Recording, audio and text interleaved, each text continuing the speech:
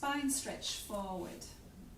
À présent, ce mouvement nous invite à explorer l'allongement de la colonne vers l'avant. Donc ça s'appelle un allongement de la colonne vers l'avant et ça ne s'appelle pas une flexion de la hanche.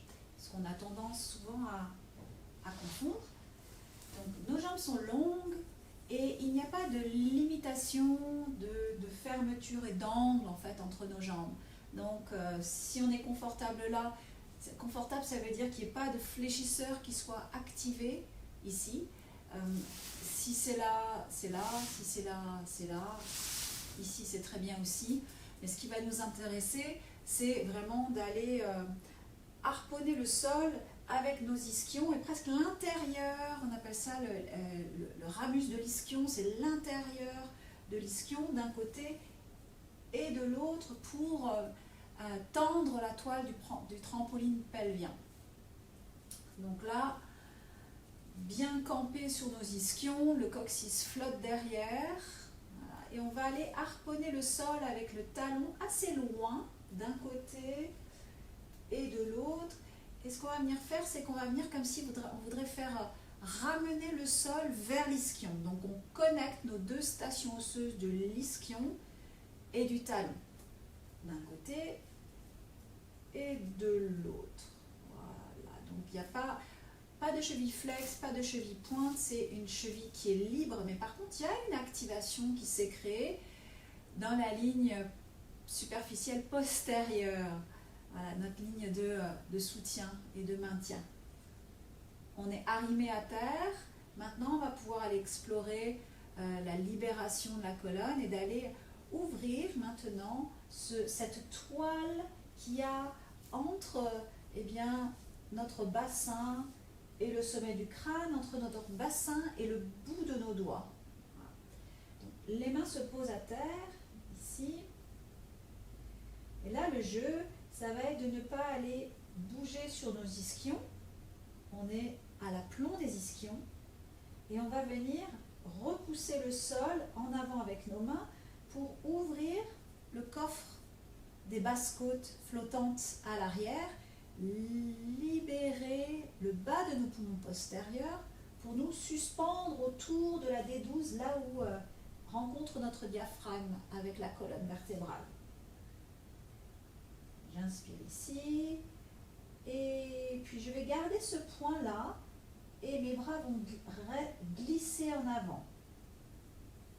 Et de nouveau, maintenant mes mains restent ici, et je viens éloigner la D12.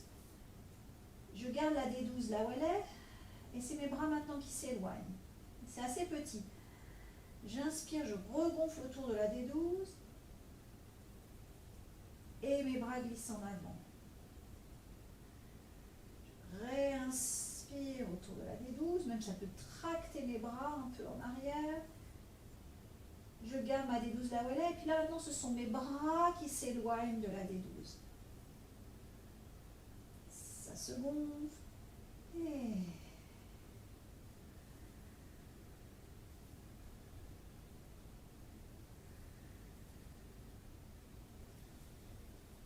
donc, la D12 s'éloigne. Dans un deuxième temps, les bras peuvent suivre. La D12 reste ici. Mes bras en premier temps bougent et ensuite ma colonne peut bouger. Voilà. Il n'y a absolument rien dans le haut des cuisses. Il y a effectivement de ne pas succomber à la tentation d'aller là, par exemple, parce que du coup, ce serait une flexion de la hanche et plus du tout une flexion de la colonne vertébrale. Donc, ça nous demande d'aller vraiment investiguer ce tissu thoraco-lombaire qui a tendance à se figer. Et on peut voir qu'il y a un mouvement des tissus des érecteurs spinaux de la ligne superficielle postérieure, et puis il y a un autre mouvement des grands dorsaux par-dessus les érecteurs spinaux et qui font partie des lignes de vos bras. Et ce qu'on aimerait, c'est ce glissement de ces différentes strates tissulaires les uns sur les autres. Et on vient justement à chaque fois venir gonfler le tissu à l'arrière. Ouais. Ce qui fait que lorsque au départ, on peut être assez haut ici. Et ce qu'on va faire, c'est qu'en fait, on va aller ouvrir cela. Et puis quand je vais en avant, j'ai pas d'écrasement à l'avant dans la hanche. Je déploie ça et puis je voudrais aller vers l'arrière et vers le haut. Pas vers le bas et vers l'avant. Vers l'arrière et vers le haut. Là. Et puis ça s'ouvre un peu plus. Et je viens voir si je peux passer par-dessus. Ça s'ouvre un peu plus. Et je passe par-dessus. Et que je viens vraiment trouver encore une fois une expansion dans mes tissus. En l'occurrence dans tout ce hamac dorsal et où chacune de mes vertèbres peut vraiment monter en gravité et se déposer dans ce hamac tissulaire à l'arrière. Une chose qui peut nous aider, ici, ça va être d'inspirer depuis le talon jusqu'aux ischions, monter à travers les psoas, se suspendre ici dans la D12, donc il y a ce mouvement-là de l'inspiration. Ça me suspend, j'ai un point, un climax ici suspendu, et là je vais expirer depuis la D12 à travers mes omoplates, à travers mes bras, à travers l'avant. J'attends l'inspire qui vient de mes talons, je réengage, je réaffirme mon engagement de mon corps avec le sol, en pressant mes talons, ça fait monter l'information à travers mes ischions, à travers ma D12 et j'expire à travers mes bras. Je réinspire et ça vient en avant.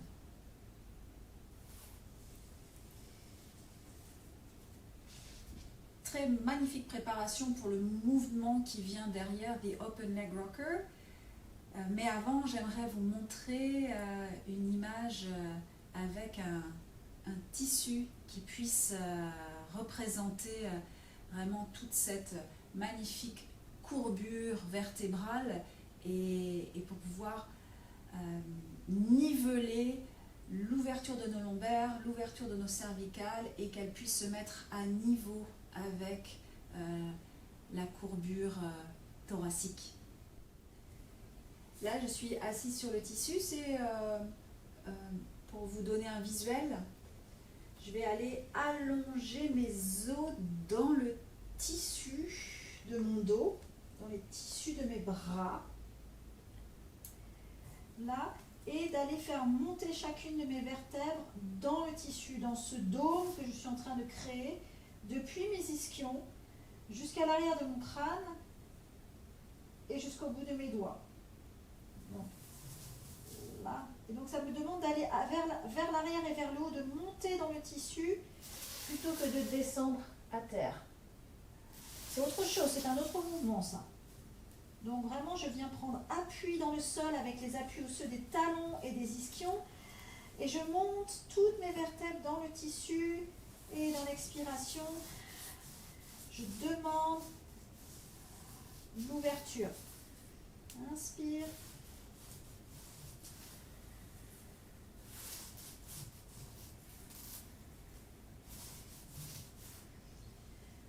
Donc là, c'est d'aller vraiment aller chercher le mouvement vers l'arrière et vers le haut et de le laisser déferler à travers les bras vers l'avant. Donc il y a l'image aussi d'une vague qui lèche la plage, vient se gonfler en arrière, ça monte et ça déferle vers l'avant. Une assez belle image pour ce spine stretch forward où l'effort serait vraiment d'aller se suspendre à l'arrière pour aller déployer ses tissus et ses poumons parce que c'est dans les lobes inférieurs postérieurs de nos poumons que nous avons le meilleur échange gazeux et ça nous permet de sortir de cette respiration superficielle qui est au niveau des scalènes et des premières et deuxièmes côtes, un endroit qu'on connaît lorsqu'on est stressé, quand on est en hyperventilation, alors que là, ça nous permet de retrouver un calme, une sérénité et surtout une efficacité au niveau de nos échanges gazeux.